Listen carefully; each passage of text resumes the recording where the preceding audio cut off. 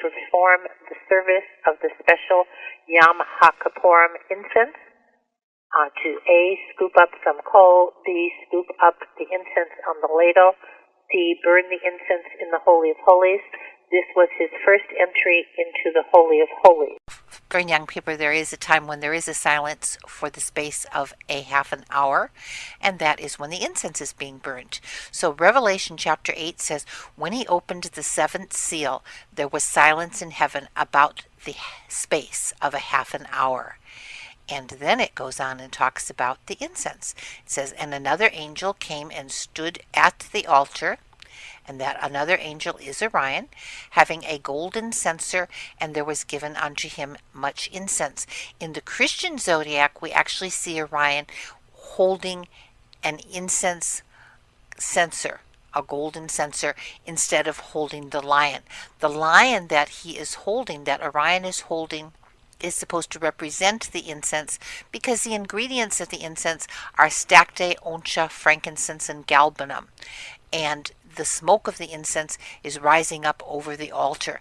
And so what we're supposed to be seeing is that there is a golden altar before the throne. It says that he should offer it with the prayers of saints upon the golden altar that is before the throne, and that's what we're supposed to picture, the prayers of the saints on the incense altar.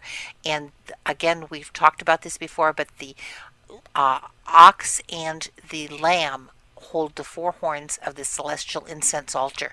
Their backs are missing and the horns are pointed outwards, and the seven coals of the seven Pleiades stand for the coals on this altar, and the Orion is supposed to be placing the incense on the altar. But the incense is made up of stacte, oncha, frankincense, and galbanum, and these are ingredients that you are supposed to translate. If you translate the meaning of these things, they're not only ingredients, but they have meanings, and the meanings for stacte, oncha, frankincense, and galbanum is the rather obscure idea of the cerulean muscle rising up out of the sea as a roaring lion. So the four main ingredients of the incense were supposed to be telling you that Orion is the man who's raising up out of the sea like a roaring lion.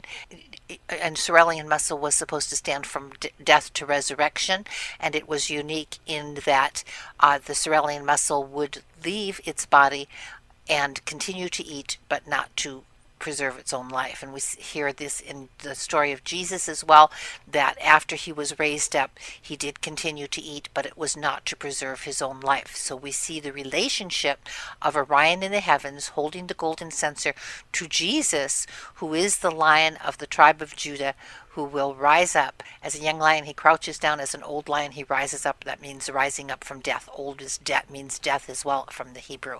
And so this man is raising up, and the idea is that Orion's holding the lion in his right hand, because Orion is a fool. He's showing pictures of the bridegroom. He's supposed to be showing Jesus Christ, who is the lion, who is the one, who is the strong man, who is raising up. So when it says the smoke of the incense came with the prayers of the saints, ascended before God out of the angel's hand, that's what we're supposed to be figuring, that this smoke in the heavens is the prayers of the saints, and that's what we're supposed to be going on here at this point. So Revelation 8 does fulfill the meaning of the Mishnah. It said he would take the coal pan, go up to the top of the altar, clear the coals on either side, scoop up some of the glowing coals at the bottom, and so we're supposed to picture the coals scooped from the top of the altar, and the man is carrying them. And when it says in Revelation 8:5, and the angel took the censer and filled it with the fire of the altar and cast it to the earth, and there were voices and thunderings and lightnings and an earthquake. We're picturing the story of this coal pan being discussed by Orion. A third part of the trees was burnt up, and all the green grass was burnt up. We're supposed to picture that first angel as being Ophiuchus, who in the apparent travel of the sun dies on Passover, disappears into the belly of the whale, and then raises up in the Pleiades. And that we're supposed to picture here, that is where he's sprinkling the blood. And it says, and they were cast upon the earth, and a third part of the trees were burnt up, and all the green grass was burnt up. This has to do with events that are getting ready to take place at the end time during a war, that these things are supposed to be seen upon the earth as well. The sprinkle his ox, the blood of his ox, in the Holy of Holies. This was his second entry into the Holy of Holies. And then Revelation chapter 8:9 speaks of the second trumpet, and the second trumpet sounded, it said, as it were a great mountain burning with fire and cast into the sea. A third part of the sea became as blood, a third part of the creatures which were in the sea that had life died, and a third part of the ships were destroyed. And the second angel sounded as it were a great mountain burning with fire cast into the sea. And that's really what we're supposed to be seeing, that events are going to be taking place that are going to be, and what we're seeing within the archaeoastronomy of the pyramid, that the second angel is Perseus, the first angel in the apparent travel of the sun, dies on Passover, disappears into the belly of the whale, and raises up as Perseus, which will be the second angel. And so the first angel is supposed to sprinkle the blood of the ox in the Holy of Holies, and it says this is his second entry into the Holy of Holies. That means that he is arriving now as Perseus. So we're looking now to picture him as Perseus in his second entry. It says he would take the blood from the one who was stirring it, re-enter where he had entered into the holy place, stand in the place that he had stood between the bars of the ark, sprinkle the blood once upward, but not as though he wished to sprinkle it either upward or downward, but motioning as though he were cracking a whip. And so what we're looking at is the upward would be the little dipper, and the downward that he would be sprinkling would be the Big Dipper. Each of them have 7 stars, and therefore that would represent the 7 sprinklings. The ancient Jewish commentary interpreted ash as the 7 stars of the constellation. The book of Job mentioned under the name of ash, canst thou guide ash and her offspring. Next it says in Revelation 8:9, the second angel sounded as it were a great mountain burning with fire and cast into the sea, and a third part of the sea became blood, and a third part of the creatures which were in the sea and had life died, and a third part of the ships were destroyed. The second angel sounded as if it were a great mountain burning with fire and cast into the sea. And so what we're looking at is the second angel is Perseus, and what we're picturing is he is a third part of the soul of Ophiuchus. So we're picturing a third part to die, that as he is the creature who goes into the sea, and he had life and he died, he is supposed to be the one who is taking the blood into the sea. A third part of the sea becomes blood. So what's happening is a third part of the man Ophiuchus is dying with the lamb, wherein the blood is, disappearing into the sea, the belly of the whale, which is in the sea, and we're supposed to picture a third part of the sea becoming blood. This is a third part of the solar man being Perseus, who is the second angel. And so the second angel is sounding as he's going through the Pleiades, and he is now bringing the blood that when he died with the lamb, there was the lamb's blood. It dipped into the water and raised up, and here is the blood of the sea, a third part of the sea. Next, in the order of events, the Mishnah Yoma, the high priest would slaughter the he-goat for Hashem, sprinkle the he-goat's blood in the Holy of Holies. This was his third entry into the Holy of Holies. Sprinkle the blood of the ox on the curtain. Sprinkle the he-goat's blood on the curtain in the holy place. So here we're seeing the good shepherd, now Ariga, the shepherd, who is supposed to be the third angel, and Revelation 8:10 through 11 reads, and the third angel sounded as if there fell a great star from heaven, burning as it were a lamp, and it fell on a third part of the rivers and a fountain of the waters, and the name of the star is wormwood, and the third part of the rivers became wormwood, and many men died in the waters because they were made bitter. We picture that Aruga has to have a star that's supposed to stand for bitterness. And the word bitter actually means to be embittered with a sharp piercing, to fix a tent peg.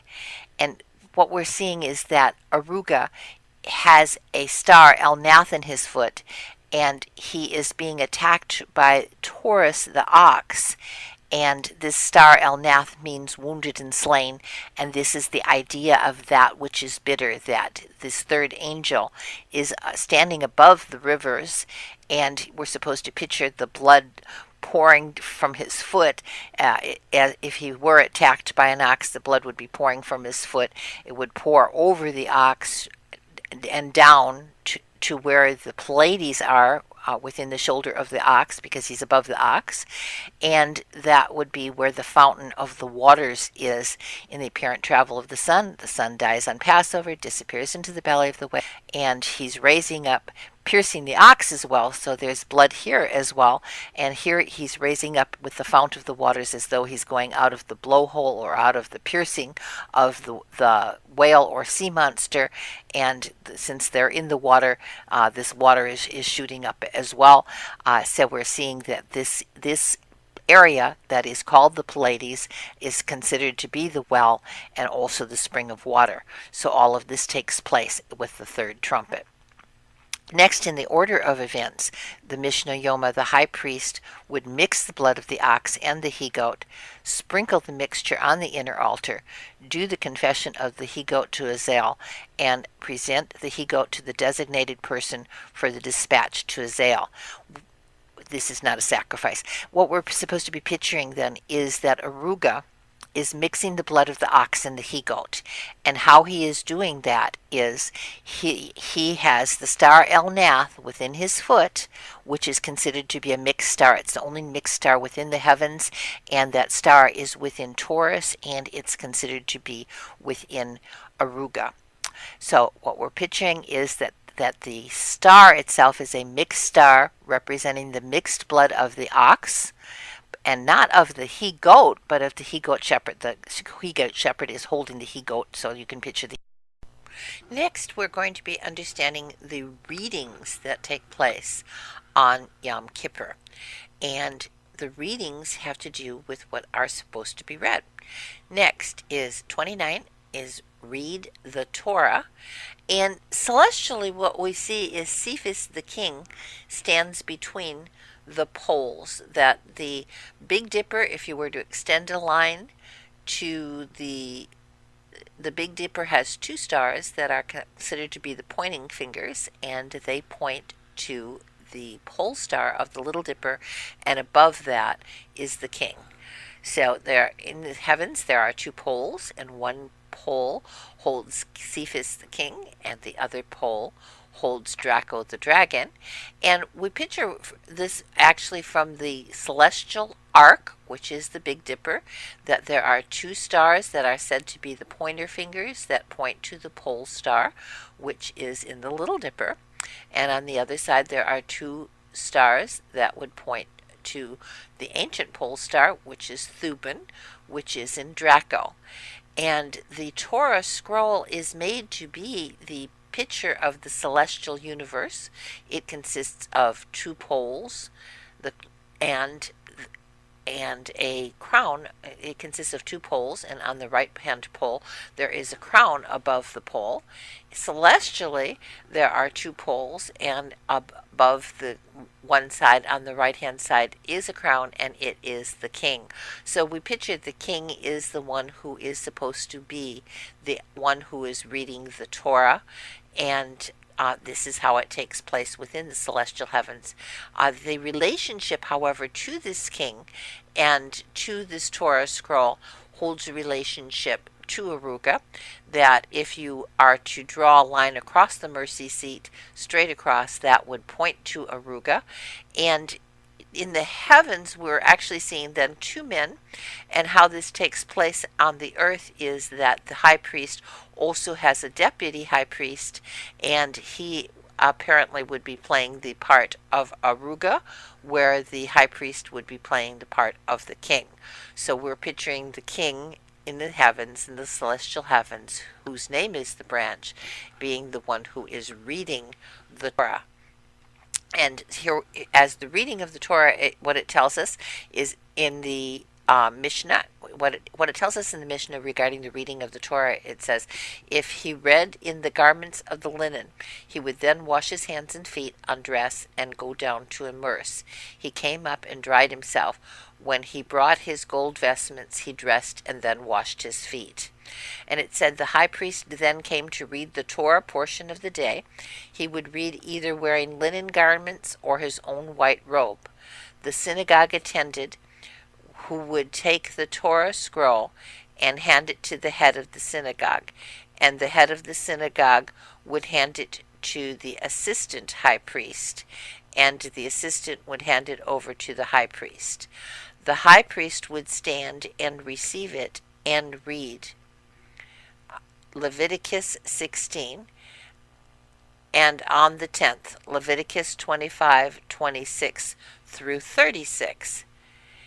Then he would roll up the scroll and hold it close to the bosom and say, more than that which I have read before you is written here.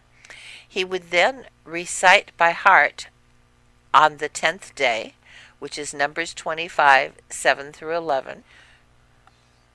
He recites over it 8 blessings for the Torah, for the temple service, for thanksgiving, for the forgiveness of sins, for the temple separately, for Israel separately, and for Jerusalem separately, and for the priests separately, for the rest of the prayer.